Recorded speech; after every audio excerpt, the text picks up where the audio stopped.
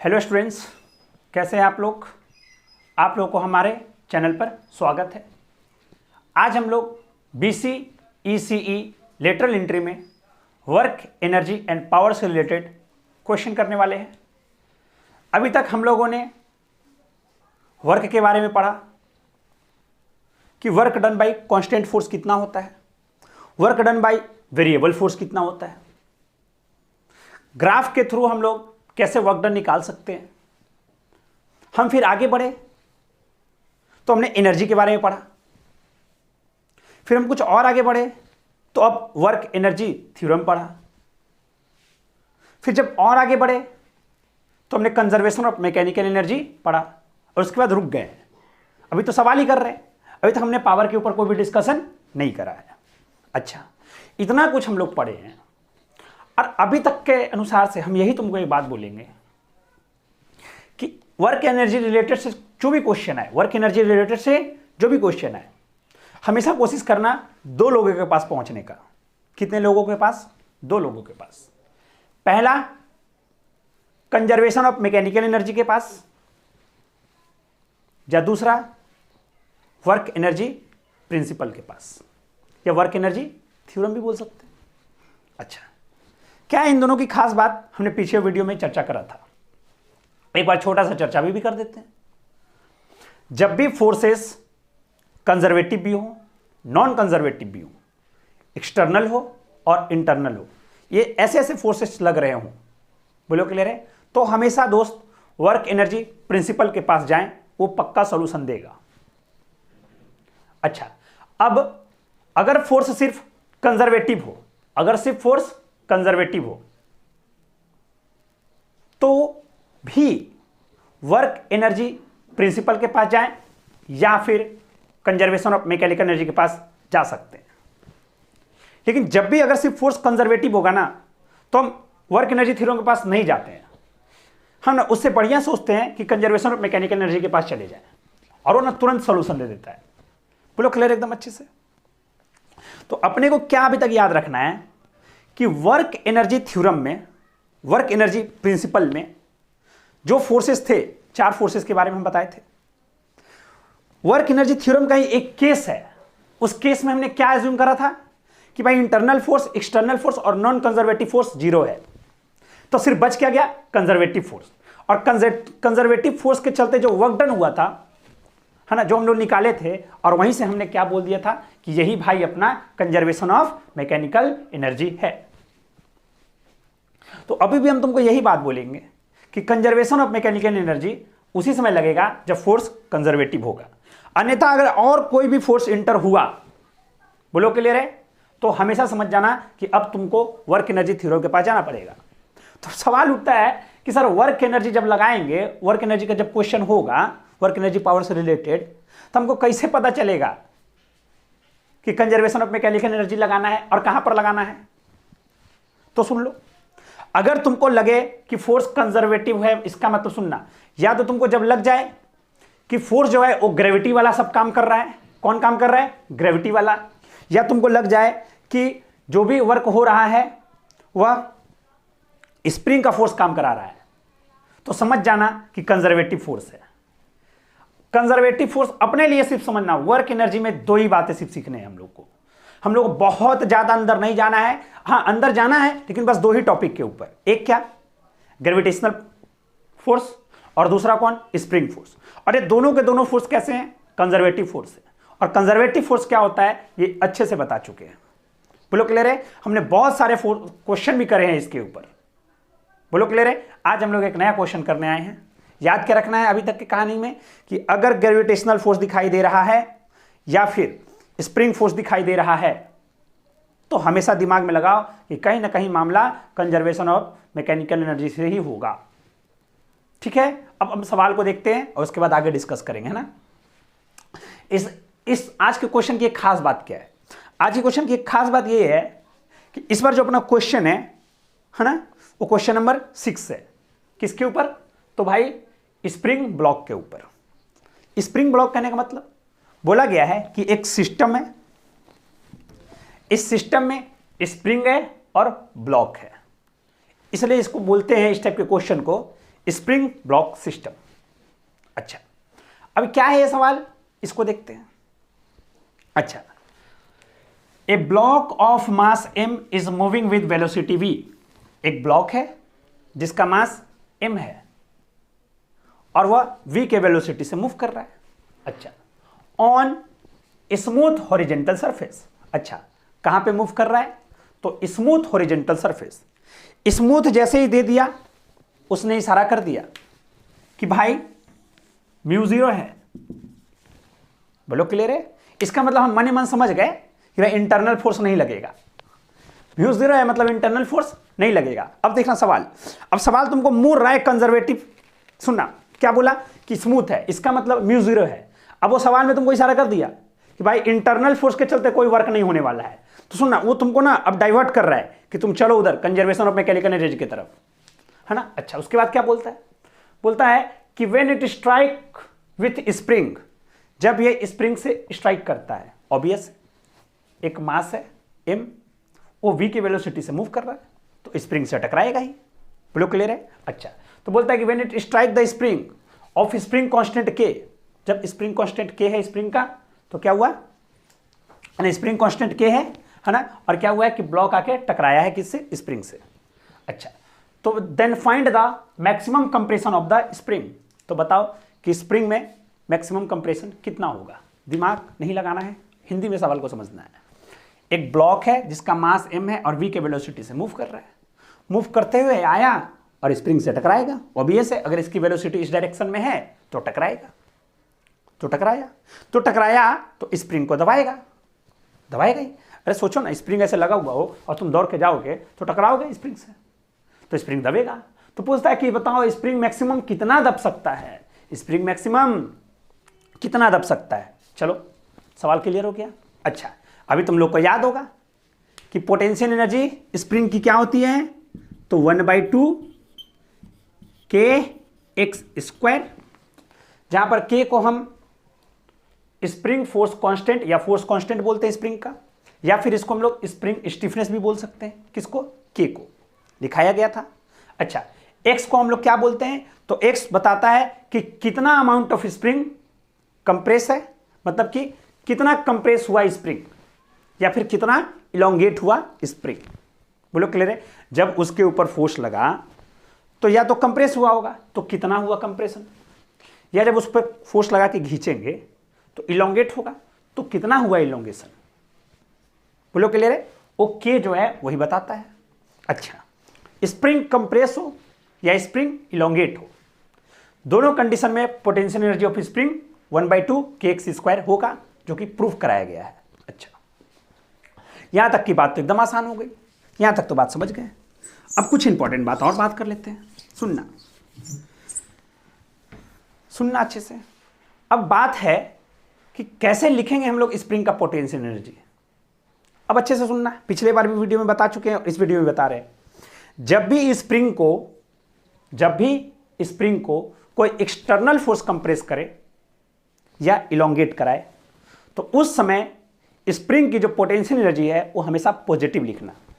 Note कर लो कि जब भी स्प्रिंग को कोई कंप्रेस करे, मतलब कि एक्सटर्नल फोर्स कंप्रेस करे या इलोंगेट कराए, कौन, एक्सटर्नल फोर्स, उस समय हमेशा स्प्रिंग की पोटेंशियल एनर्जी मतलब कि 1/2 kx² पॉजिटिव लिखेंगे। बोलो क्लियर है? अच्छा, अब हम लोग आते हैं भाई, टाइम वेस्ट नहीं करते हैं और अपने सवाल पे आते हैं। कितने जन को इशारों में एक बात पता चल गया, इशारों में कितने जन को पता चल गया, अच्छे से देखना कि अभी तक सिस्टम में ना कोई फोर्स दिखाई दे रहा है। बोलो क्लियर है? क्या कोई फोर्स दिखाई दे रहा है क्या? अभी तक कोई भी फोर्स दिखाई नहीं दे रहा है। बोलो क्लियर है? और बहुत बढ़िया बात। अब सुनना, तो कोई भी एक्सटर्नल फोर्स नहीं दिखाई दे रहा, इंटरनल फोर्स है नहीं, है ना। तो अब हम लोग बात करते हैं कि सिर्फ कंजर्वेशन ऑफ मैकेनिकल एनर्जी ही लग सकता है। ऐसे सवालों में हमेशा ना कंजर्वेशन ऑफ मैकेनिकल एनर्जी चुपचाप से लगा दे। बोलो क्लियर है? हमेशा लगा दे।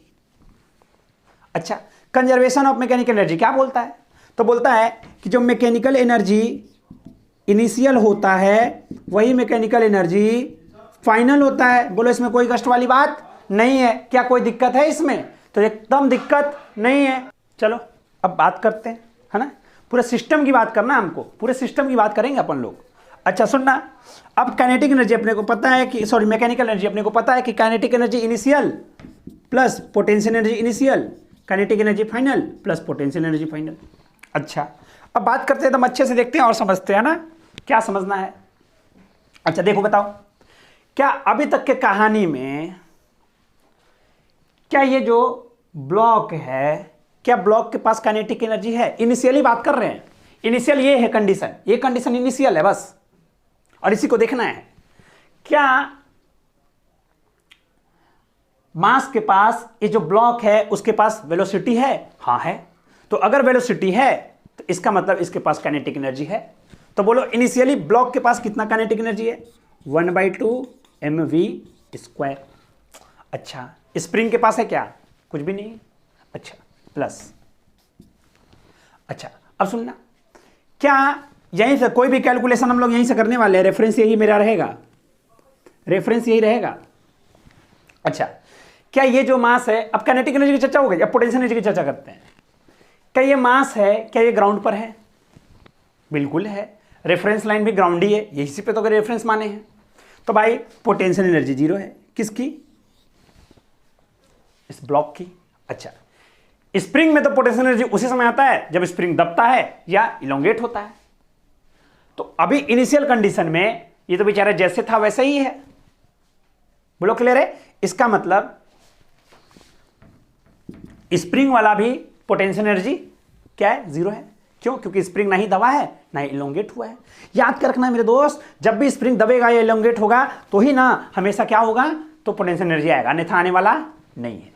तो ये हमने इनिशियल कंडीशन लिख दिया।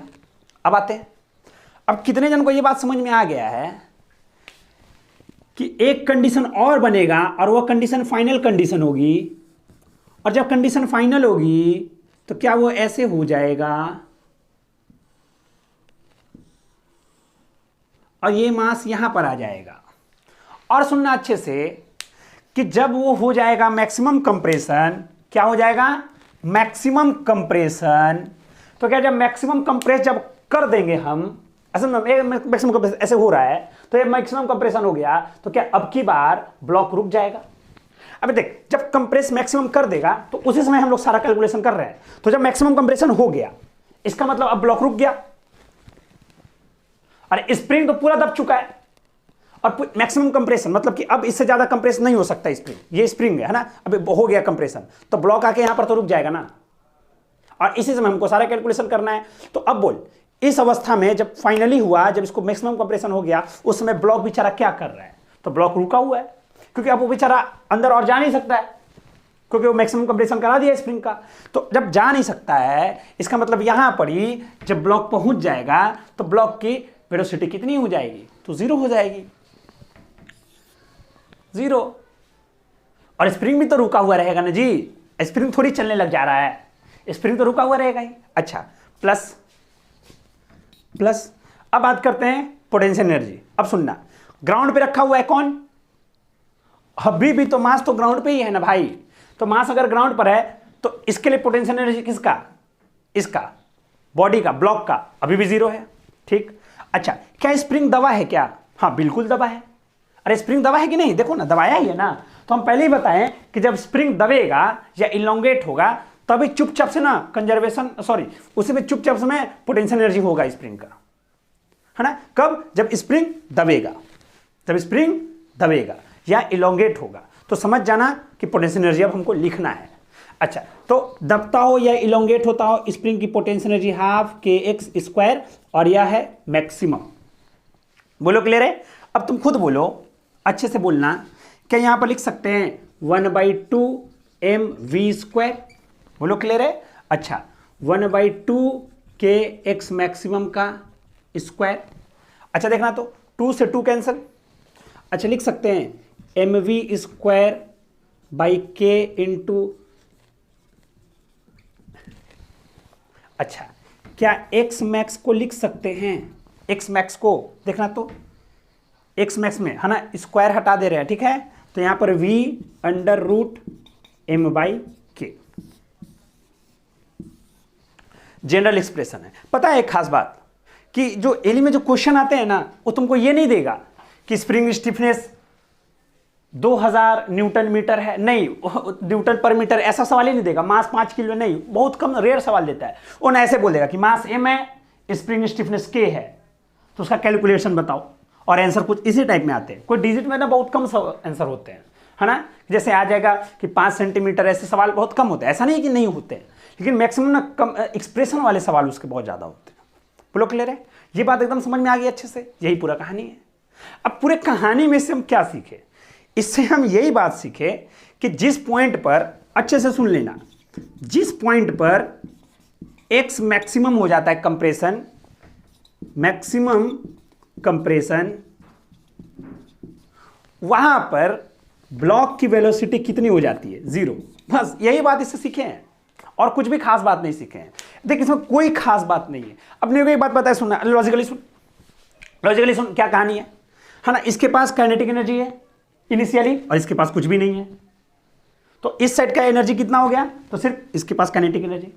अच्छा, अब सुनना, अब जब टकरा गया, टकरा गया तो पूरा दब गया, तो इसकी काइनेटिक एनर्जी खत्म, क्योंकि अब तो रुका हुआ है, क्योंकि मैक्सिमम कंप्रेशन करा दिया है और उसी से मैं निकाल रहे हैं, तो इसकी काइनेटिक एनर्जी खत्म। और ये स्प्रिंग दब गया, तो स्प्रिंग दब गया, इसका मतलब सुनना, स्प्रिंग दब गया, इसका मतलब पोटेंशियल एनर्जी आ गया। अब दूसरी बात, अब हम पोटेंशियल एनर्जी को प्लस लिखें, देखो 1/2 के x स्क्वायर प्लस में क्यों लिखे? ये भी सवाल है। हाँ, अच्छा, ये सवाल इसलिए पूछ रहे हैं हम तुमसे कि इसका मतलब ये हो गया कि स्प्रिंग को बेचारा खुद से नहीं, क्या खुद से क्या कंप्रेस हो गया है या खुद से क्या इलोंगेट हो गया, नहीं, उसको ना कोई एक्सटर्नल फोर्स कराया है। वो एक्सटर्नल फोर्स कौन है? देखो ये, अरे यही तो जाके उस पर टकराया है, देखो ना, यही ना फोर्स लगाया है स्प्रिंग के ऊपर। बोलो क्लियर है? तो मतलब ये ब्लॉक ही गया है और उसको धक्का मार दिया है ना, और स्प्रिंग कंप्रेस हो गया है, इसलिए हमने प्लस लिख दिया। कि हम पहले ही बोल चुके हैं कि अगर स्प्रिंग का कंप्रेशन या इलोंगेशन एक्सटर्नल फोर्स द्वारा कराया जाता है तो पोटेंशियल एनर्जी प्लस मान के आगे बढ़ जाना है। बोलो क्लियर है एकदम अच्छे से कहानी को? चलो एक और सवाल कर लेते हैं ताकि तुम लोग को कॉन्सेप्ट क्लियर हो जाए, है ना। ईमानदारी से याद रखना है। बोलो क्लियर है? कुछ भी नहीं करना है। जब, अच्छा हटाओ, उतना दूर का बात करते नहीं है, सीधा सीधा बात करते हैं। जब ब्लॉक और स्प्रिंग का क्वेश्चन आएगा तो कंजर्वेशन ऑफ मैकेनिकल एनर्जी लगा लेना, बात खत्म है। बोलो क्लियर है एकदम अच्छे से? जब स्प्रिंग और ब्लॉक का क्वेश्चन आएगा तो कंजर्वेशन ऑफ मैकेनिकल एनर्जी लगा देना। बोलो क्लियर है अच्छे से, है ना। जब वैसा कंडीशन आएगा उसमें हम बताएंगे कि कब लगाना है वर्क एनर्जी थ्योरम, है ना। हालांकि ऐसे सारे जनरल सवालों में, है ना, हमेशा क्या लगेगा? तो हमेशा कंजर्वेशन ऑफ मैकेनिकल एनर्जी लगेगा। तुमको खुद पता चल जाएगा, इंडिकेशन मिल जाएगा, इतना क्वेश्चन करा दिए हैं हम। बोलो क्लियर है? चलो एक और क्वेश्चन करते हैं। चलो ये भी क्वेश्चन पढ़ते हैं, ये तो बहुत ही आसान क्वेश्चन है। अच्छा सुनना, क्या बोलता है कि a ball of 1 kg is release from height h above the free end of the spring. बोलता है कि एक बॉल है 1 kg का, उसको हम रिलीज किए हैं, कहां से? तो h मीटर एबव, मतलब h मीटर ऊपर से। अच्छा, हम पूछे कहां के h मीटर ऊपर से? तो बोलता है स्प्रिंग के फ्री एंड से। ये फिक्स्ड एंड हो गया स्प्रिंग का, और ये हो गया फ्री एंड। फ्री एंड से h मीटर की ऊंचाई पर से हम क्या किए हैं? बॉल को क्या किए? ड्रॉप करें, मतलब कि रिलीज किए। अच्छा, if the maximum compression in the spring is 10 centimetre. बोलता है कि जब ये बॉल ड्रॉप हुआ है, तो बॉल जब ड्रॉप होगा स्प्रिंग के ऊपर जाके गिरेगा तो स्प्रिंग का कंप्रेशन होगा। बोलता है कि जो मैक्सिमम कंप्रेशन जो हुआ वह कितना हुआ? 10 सेंटीमीटर हुआ है, 10 सेंटीमीटर हुआ है। तो पूछता है कि फाइंड h। तो बताओ कि ये कितने ऊंचाई से गिरा था। अच्छा, इसमें कुछ खास बात, इसमें खास बात क्या है? रिलीज करा गया है। जब किसी भी चीज को रिलीज करते हैं या ड्रॉप करते हैं उस समय हम वेलोसिटी को 0 मानते हैं। बोलो क्लियर है? आप लोगों को पता होगा, आप लोगों को हमने अप्लाइड फिजिक्स में पढ़ाया था, है ना। वर्क एनर्जी, पावर, काइनेमेटिक्स, ये सब हमने अच्छे से डील भी करा था, है ना। चलो, और वही सब पूरा अच्छे से पढ़ना है डीप में जाकर के, ठीक है। अच्छा आ जाओ, तो रिलीज करा गया है बॉल को ऊपर से नीचे भाई, तो उसकी वेलोसिटी कितनी हो गई? 0 हो गई। अच्छा, अब पूरी कहानी में देख, पूरे सिस्टम में देख एकदम अच्छे से, ये पूरा सिस्टम हो गया, दिख रहा सब कुछ? क्या कोई एक्सटर्नल फोर्स, क्या कोई इंटरनल फोर्स? सीधा सीधा एक ही मतलब निकल रहा है, सिर्फ कंजर्वेटिव फोर्स। कैसे? क्योंकि ये भाई नीचे आ रहा है कंजर्वेटिव फोर्स की मदद से। बोलो क्लियर है? अरे ये तो नीचे आ रहा है कंजर्वेटिव फोर्स की मदद से ना। ग्रेविटेशन के चलते। तो अच्छा, ये दबेगा, स्प्रिंग है तो स्प्रिंग फोर्स लगेगा, वो भी कंजर्वेटिव। तो सारे के सारे क्या है, कंजर्वेटिव है। इसलिए हम लोग क्या कर सकते हैं सॉल्यूशन में, तो हम लोग सॉल्यूशन में कंजर्वेशन ऑफ मैकेनिकल एनर्जी लगा सकते हैं। अब उसके लिए हमने को चाहिए भाई कि फाइनल कंडीशन बना दो। फाइनल कंडीशन क्या होगा इसको बता दो, है ना। फाइनल कंडीशन बता देते, ठीक है, सुनना अच्छे से।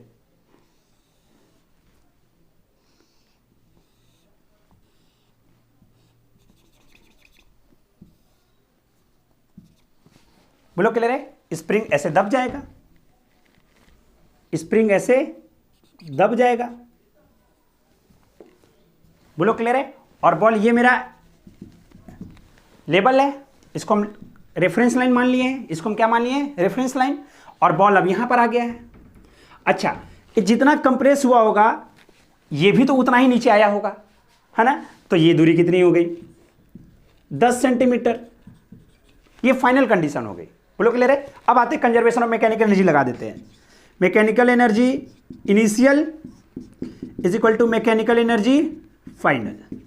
अच्छा, kinetic energy initial, kinetic energy potential energy initial, kinetic energy final, potential energy final. चलो स्टार्टिंग की बात करते हैं।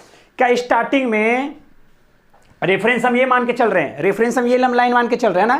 क्या स्टार्टिंग में रेफरेंस हम लोग मानते हैं पोटेंशियल एनर्जी के लिए, ग्रेविटी वाला, ठीक है ना, ग्रेविटेशनल पोटेंशियल एनर्जी के लिए रेफरेंस मान के चलते हैं। अरे भाई सुनना अच्छे से, अगर रेफरेंस लाइन के ऊपर में है कोई भी चीज तो उस समय पोटेंशियल एनर्जी को हम लोग प्लस में लिखेंगे, और रेफरेंस लाइन के अगर नीचे में कोई भी चीज होगा, है ना, उस समय पोटेंशियल एनर्जी हम लोग नेगेटिव में लिखेंगे। ये एक तरीका है सवाल बनाने का, है ना। क्या कि रेफरेंस लाइन के ऊपर कोई भी चीज रहेगा तो उसकी पोटेंशियल एनर्जी क्या लिखेंगे, है ना, तो उसकी पोटेंशियल एनर्जी हम लोग लिखेंगे प्लस में। लेकिन रेफरेंस लाइन के नीचे हो गया कोई भी चीज तो उसकी पोटेंशियल एनर्जी किस में लिखेंगे, तो उसकी पोटेंशियल एनर्जी माइनस में लिखेंगे। ये हमेशा अपने को याद रखना है, ठीक है। चलो आ जाओ, इनिशियली बोलो, क्या इसके पास काइनेटिक एनर्जी है, नहीं है, सब कुछ तो रुका हुआ है, तो इनिशियली काइनेटिक एनर्जी 0। अच्छा, क्या इनिशियली पोटेंशियल एनर्जी इसके पास है, हाँ बिल्कुल है। कितना है, mgh प्लस में, क्योंकि ये रेफरेंस लाइन के ऊपर है। तो बोलो m है 1, g है 10 और h है नहीं मालूम, खत्म। अच्छा, ये किसकी पोटेंशियल एनर्जी हो गई, इसकी, बॉल की। अच्छा, क्या इसके भी इनिशियल में पोटेंशियल एनर्जी है, नहीं है। क्यों नहीं है, क्योंकि अभी तक ये दबा नहीं है। बोलो क्लियर है। दबता तो पोटेंशियल एनर्जी होता, स्प्रिंग दबता तभी तो पोटेंशियल एनर्जी होता, नहीं है तो काम खत्म। फाइनल बात करते हैं। फाइनली क्या हो गया कि मैक्सिमम कंप्रेशन हो गया है, मैक्सिमम कंप्रेशन। अच्छा, कई बच्चे तो सोच रहे सर का बॉल है यहां पर ऐसा था अब यहां पर हो गया, अरे वो दिखाने का तरीका हो गया, लो ना भाई लो ना, सही है। अच्छा अब सुनना, फाइनली बात करते हैं काइनेटिक एनर्जी की। तो फाइनली में काइनेटिक एनर्जी क्या हो गया, तो फाइनल में हम देख रहे हैं कि काइनेटिक एनर्जी जो है यहां पर आके मैक्सिमम कंप्रेशन हो गया है। और जब कंप्रेशन मैक्सिमम हो जाता है इसका मतलब बॉल अब क्या, तो अब बॉल अंदर नहीं जा सकता है, मतलब और कंप्रेस नहीं कर सकता है। तो उस स्थिति में कि जब मैक्सिमम कंप्रेशन होता है उस समय वेलोसिटी कितनी हो जाएगी, 0। तो भाई अब बोलो, बॉल की फाइनल कंडीशन बता रहे हैं, बॉल की फाइनल कंडीशन में काइनेटिक एनर्जी 0। अभी पूरा सिस्टम तो रुका हुआ है, तो भाई kinetic energy 0 finally, plus potential energy. अब सुनना, पोटेंशियल एनर्जी, क्या स्प्रिंग दबा, बिल्कुल दबा, बॉल आके दबाया। अच्छा बॉल आके दबाया मतलब कि एक्सटर्नल फोर्स की मदद से दबा है, हाँ बिल्कुल दबा है। तो स्प्रिंग क्या होगा, इस जो पोटेंशियल एनर्जी लिखेंगे वो क्या लिखेंगे, तो प्लस में लिखेंगे, क्योंकि स्प्रिंग पे कोई दबाया है एक्सटर्नल फोर्स लगा के। तो बोलो 1/2 के का वैल्यू हम मान लेते हैं, लिखा हुआ है 1000 न्यूटन पर मीटर। तो 1/2 के, फॉर्मूला याद रखना, के एक्स स्क्वायर, बोलो क्लियर है। अच्छा अब बात करते हैं हम लोग किसकी, तो बॉल की। क्या बॉल के पास पोटेंशियल एनर्जी है, हाँ बिल्कुल है। तो कैसे पता चला, तो भाई पता चल रहा है कि ये कि रेफरेंस लाइन के नीचे आ गया है, और कोई भी मेजरमेंट हम रेफरेंस लाइन से ले रहे थे तो रेफरेंस लाइन के नीचे आ गया। तो रेफरेंस लाइन के नीचे आ गया इसका मतलब कि निगेटिव हो गया। तो भाई -mg10 और h कितना नीचे है, तो 0.1 मीटर में लिख रहे हैं ना, सेंटीमीटर में नहीं है, मीटर में लिख रहे हैं ना, सारा कैलकुलेशन मीटर में। अब मेरे को चुपचाप से बोलो ये टोटल कितना, 10h। ये देखना कैलकुलेशन करें, 1000 में 0.1 गुना हुआ तो कितना हो गया, तो भाई 0.1 0.1 तो 10 हो गया, 10 में से 2 कटा तो 5, बोलो क्लियर है। ए हो गया 1, अरे 10 गुना 0.1 तो 1, तो ये हो गया 5, ये हो गया 4, टोटल कहानी हो गई 4 कहने का मतलब कि h हो गया 4/10 मतलब 0.4 मीटर, तो h is equal to 40 centimetre. बोलो क्लियर है। क्या खास बात है? कोई कहानी में खास बात नहीं है। बोलो क्लियर है। तो ऐसे ऐसे सवाल हम लोग करते रहेंगे।